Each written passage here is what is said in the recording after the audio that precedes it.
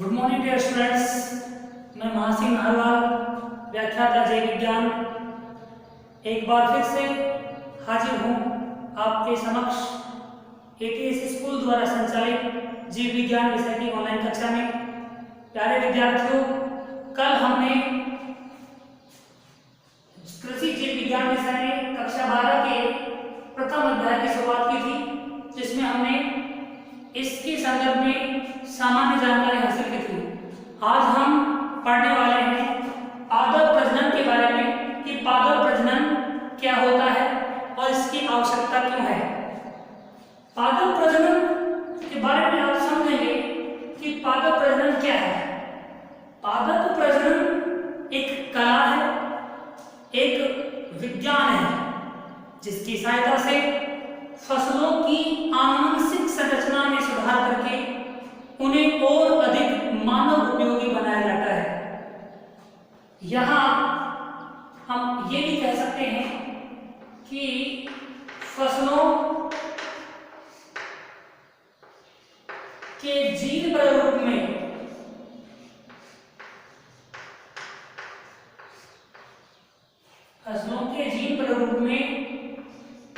परिवर्तन करके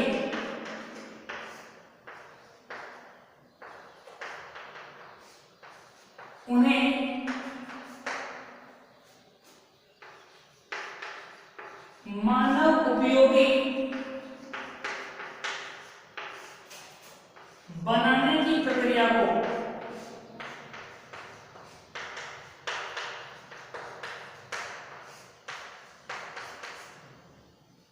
पादप प्रजनन कहते हैं।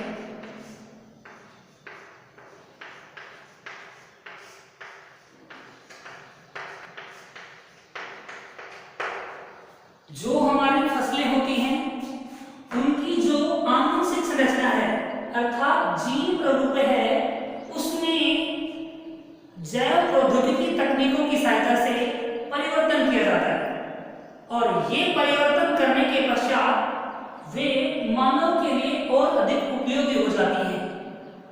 इस प्रकार फसलों के जीन प्रारूप में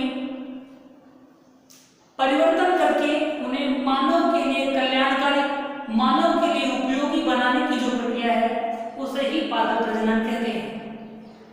यहाँ पादप प्रजनन समझा। अब आगे हम देखेंगे कि पादप प्रजनन के उद्देश्य क्या है, पादप प्रजनन कराया क्यों जाता है, पादप प्रजनन की आवश्यकता क्यों पड़े।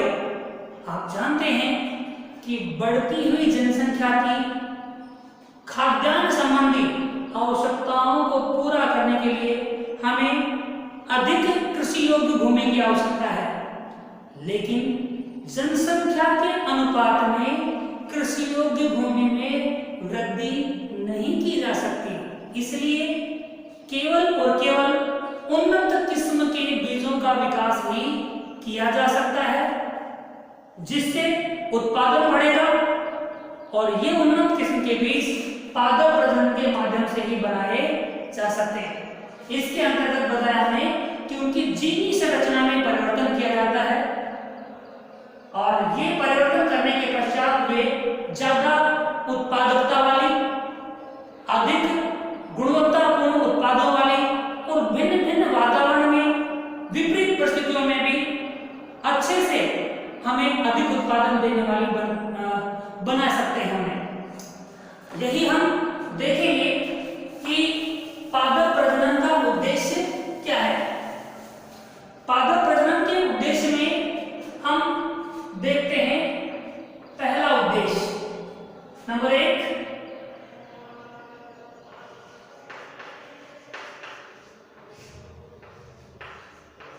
अधिक उपज प्राप्त करना।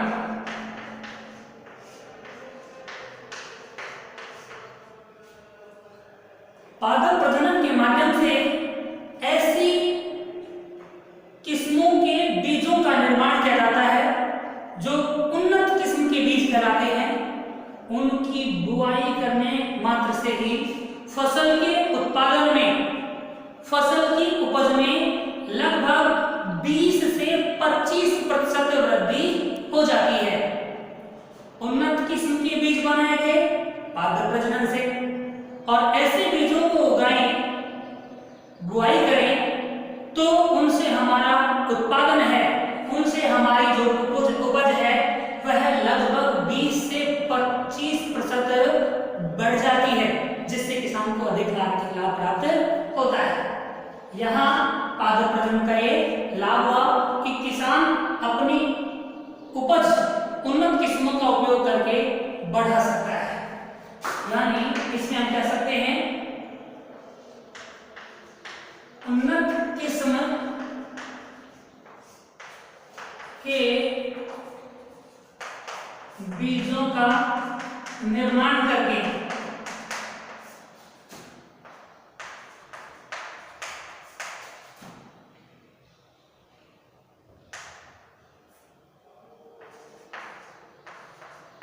उपज को 20 से 25% तक बढ़ाया जा सकता है।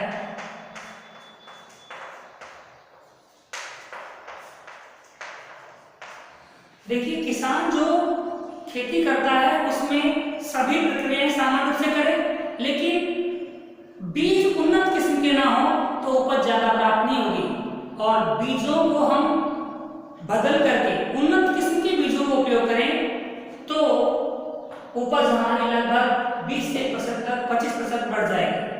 तो यहाँ पहला उद्देश्य हमारा क्लियर होता है पादप प्रजनन का कि उपज को अधिक बढ़ाया जा सकता है। नंबर 2,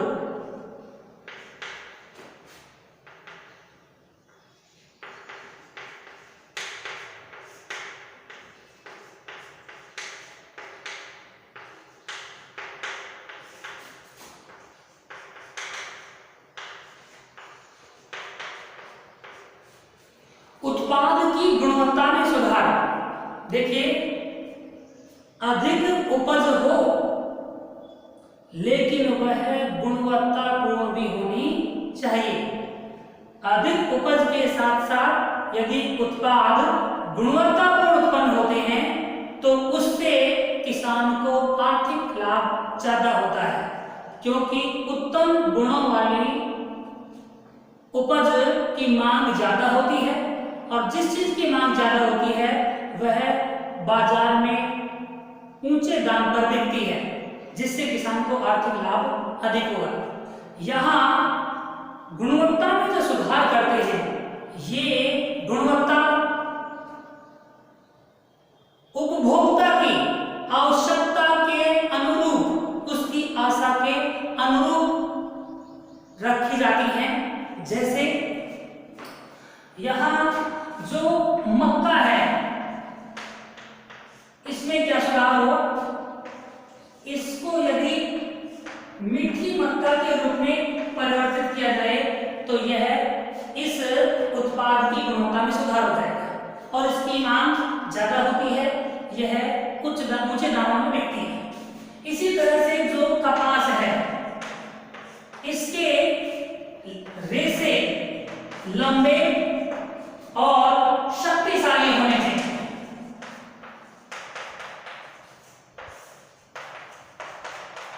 लंबे और शक्तिशाली रेशे यदि कर सके तो यह उत्पाद की गुणवत्ता में सुधार हो जाएगा। इसी तरह से जो दाल है उनमें प्रोटीन की मात्रा अधिक होनी चाहिए,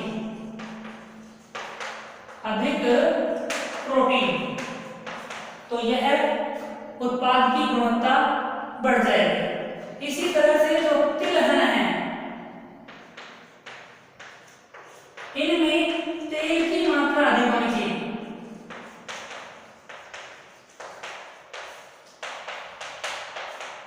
तो इस तरह से पादप प्रजनन के द्वारा जो उत्पाद हैं उनमें गुणवत्ता के अंदर उत्पादों की गुणवत्ता में सुधार किया जा सकता है। नंबर 3,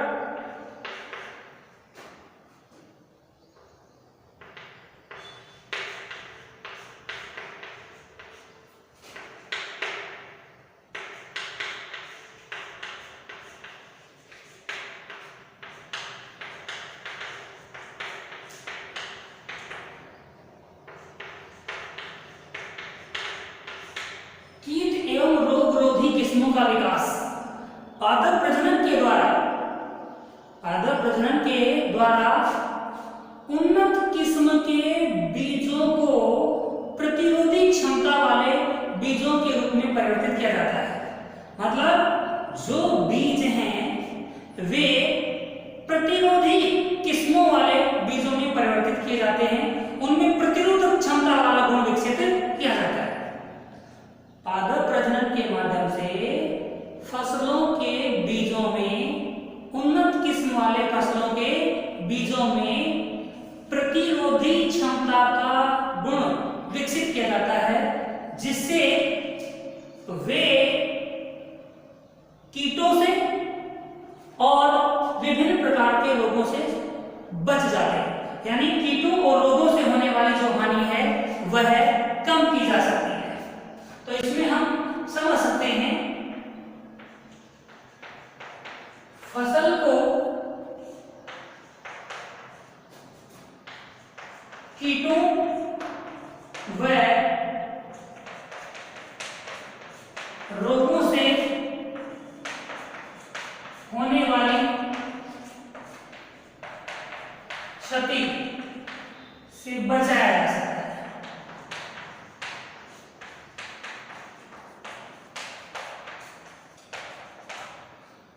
तो यहाँ पादप प्रजनन के माध्यम से क्या किया गया, जो उन्नत किस्म के बीज हैं उनको कीट एवं रोगरोधी बना दिया गया। कीट एवं रोगरोधी प्रतिरोधी क्षमता का गुण विकसित कर दिया गया।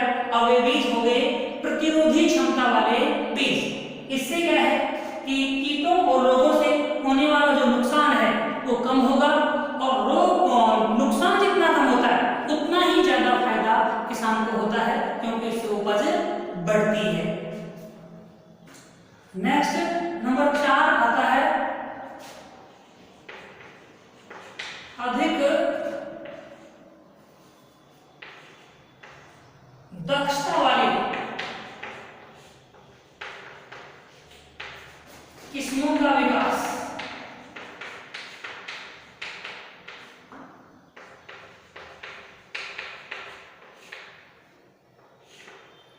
फसलों की ऐसी किस्मों का विकास किया जाए जो सिंचाई और खाद का उपयोग अपने उत्पादन को बढ़ाने के लिए कर सके। ऐसा नहीं होना चाहिए कि सिंचाई भी हो रही है, खाद भी काम आ रहा है, लेकिन उत्पादन नहीं बढ़ रहा। क्यों? क्योंकि जो बीज, जो फसल हम अपने खेत में उगा रहे हैं वह उसका पूरी तरह से उपयोग ही नहीं कर पा रहे हैं। तो यहाँ ऐसी फसलों का विकास पादप प्रजनन के माध्यम से किया जाता है।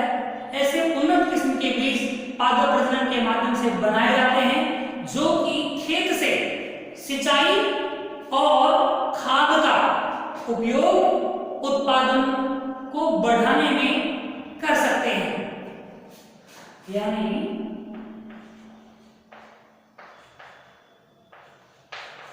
खेतों में खाद या आप उर्वरक कह सकते हैं तथा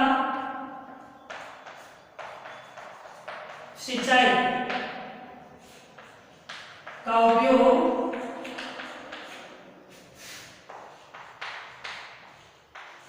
उत्पादन बढ़ाने में किया जा सकता है।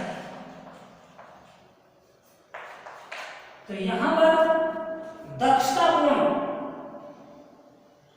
किस्मों का विकास पादप प्रजनन के माध्यम से किया जाता है। नंबर नेक्स्ट 5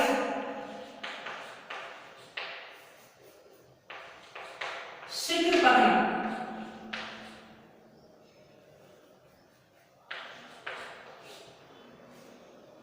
फसलें जितना जल्दी परिपक्व होंगी तो उनको एक साथ काटा जा सकता है। फसलों के पकने का जो समय कम होगा तो किसान को ज्यादा लाभ होगा, क्योंकि फसल चक्रण आसानी से संभव हो जाता है। जैसे धान और गेहूं में, इसमें एक तो धान और दूसरा है क्या, गेहूं। चावल और गेहूं में फसल चक्रण आसानी से संभव हो जाता है। किस वजह से? इसकी ऐसी किस्में विकसित की जाती हैं जो शीघ्र पकती हैं, इसलिए इनका फसल चक्रण आसानी से किया जा सकता है। उसके बाद आगे देखते हैं नेक्स्ट।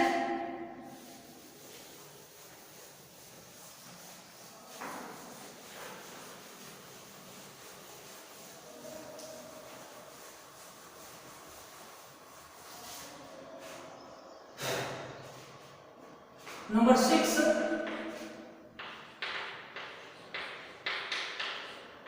समकाल परिपक्वता। पादप प्रजनन के माध्यम से ऐसी फसलों का, ऐसी किस्मों का विकास किया जाता है जो समान समय में परिपक्व हैं, और समान समय में परिपक्व हैं तो उनकी कटाई एक साथ की जा सकती है। जैसे मूंग और उड़द की किस्में इस तरह की विकसित की जा सकती है जिनकी एक साथ कटाई हो, तो इससे भी किसान को लाभ होता है। नंबर नेक्स्ट, यहां आता है प्रसुप्ति।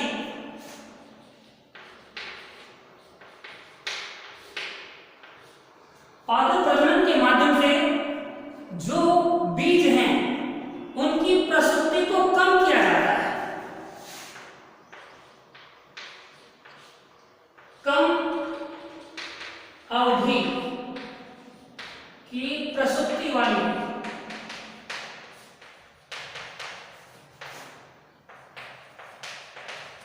किस्मों का विकास किया जाता है, क्योंकि कुछ फसलें ऐसी हैं जिनके परिपक्व होने पर और अनुकूल परिस्थितियां मिलने पर वे शीघ्र ही अंकुरित होने लग जाती हैं। जैसे बाजरा परिपक्व हो जाता है और बरसात के समय आते ही वह तुरंत ही अंकुरित होना प्रारंभ हो जाता है। तो यहाँ पर फसलें जो भी हैं उनमें प्रसुप्ति को क्या किया जाता है, कम किया जाता है, ताकि उनका अंकुरण सही समय पर आसानी से हो सकता है। नंबर नेक्स्ट,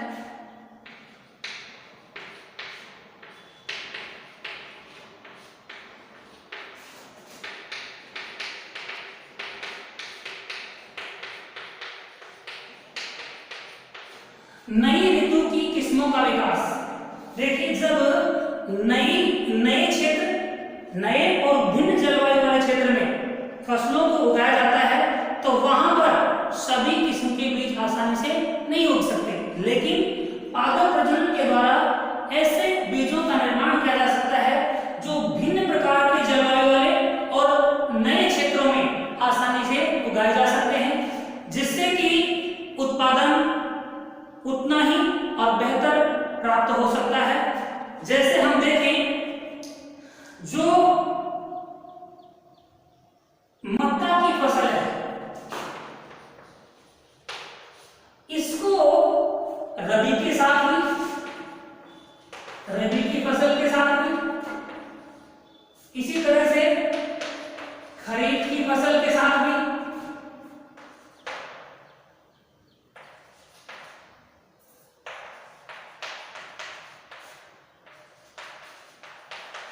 साथ में और जायद,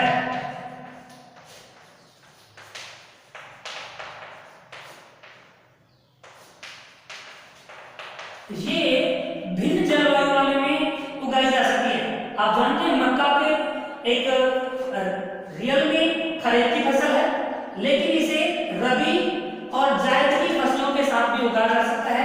ऐसी मक्के की किस्मों का विकास पादप प्रजनन के माध्यम से किया गया है। नंबर नेक्स्ट,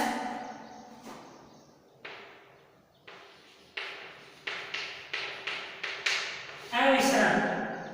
पादप प्रजनन के माध्यम से कुछ फसलों की ऐसी किस्मों का विकास किया गया है जो कि विस्तृत नहीं होती हैं, जिनमें आता है मूंग, उड़द और सरसों। मूंग,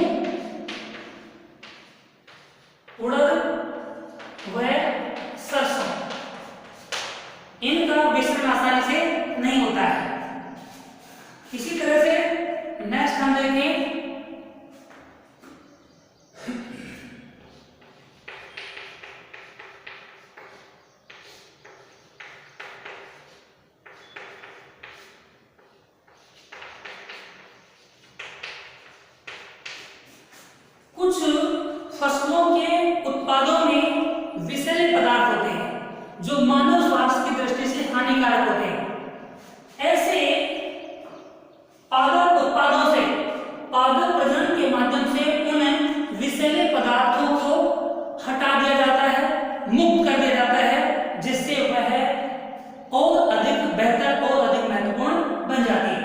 जैसे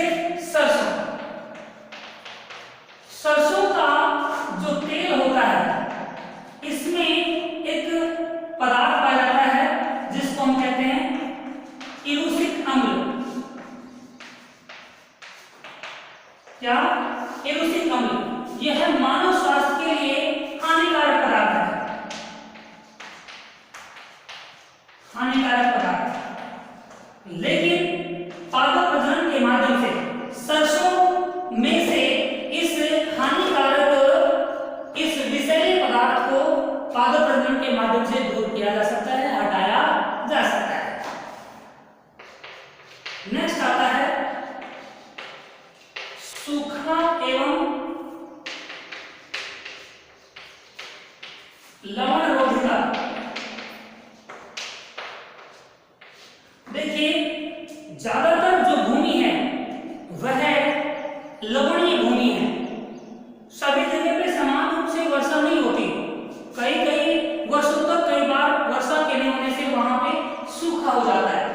ऐसे सूखे और लवण रोधी भूमि में किस प्रकार से खेती की जाए, इसके लिए ऐसे बीजों का विकास पादप प्रजनन के माध्यम से किया जाता है जो उस लवणीय भूमि में भी आसानी से उग जाते हैं। पादपों में लवणीय भूमि में विकसित होने का, उगने का जो गुण है वह लवण रोधिता कहलाता है, अर्थात उस लवणीय प्रकृति का भी प्रतिरोध आसानी से वो बीज करके अंकुरित होकर नई फसल के रूप में तैयार हो जाते हैं। कहता है पादप प्रजनन के माध्यम से सूखे एवं लवण रोधी किस्मों का भी विकास किया जा सकता है। उम्मीद करता हूं आपको पादप प्रजनन और पादप प्रजनन के उद्देश्य समझ में आया होगा। यहाँ पर ये क्वेश्चन काफी महत्वपूर्ण है कि सरसों में कौन सा अम्ल, कौन सा पदार्थ हानिकारक पदार्थ के रूप में होता है और उसे किस तरह से दूर किया जा सकता है। तो हम कहेंगे पादप प्रजनन के माध्यम से सरसों में इरुसिक अम्ल के रूप में पाए जाने वाले हानिकारक पदार्थ को हटाया जा सकता है, दूर किया जा सकता है। Thank you. मिलते हैं अगले वीडियो में नए टॉपिक के साथ।